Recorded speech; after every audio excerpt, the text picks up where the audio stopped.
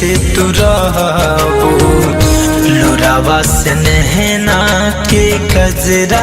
तू धोबू जुदा हो के हमारा से कैसे तू रहबू लोरावा से नहना के कजरा तू धोबू सोरहो सिंगार भल के तनो तू करबू पावेला प्यार हमर बहुते हरबू जुदा हो के हमरा से कैसे तू रहबू लोरावा से नहना के कजरा तू धोबू।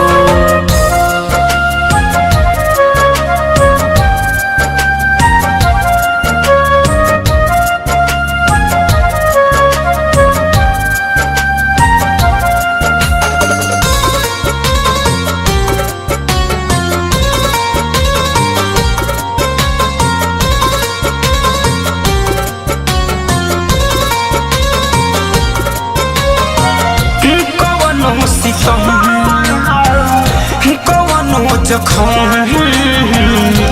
एहो करे जहा सहले हब हम हिम्मत सोची हती पियावा के प्यार में तर जेबू अरे साच कहतनी हे करे जा हमरा बिना हर के मर जाए कवनो सितम कवनो जखम एहो करे जहा सहले हब हम सुन लागी ससुर में कैसे तू रहबू लोरावा से नहना के कजरा तू धोबू जुदा हो के हमरा से कैसे तू रहबू लोरावा से नहना के कजरा तू धोबू।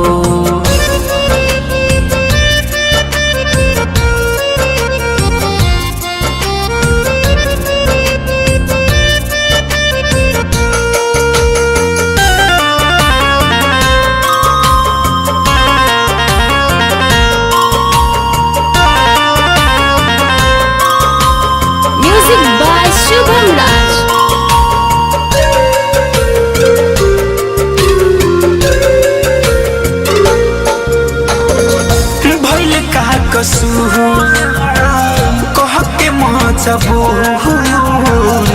फैशन फिरोज से जाता दूरी इतना बनावा कि कहीं लौके ना हमार परछाई भगवान से दुआ कर कि हम जल्दी मर जाई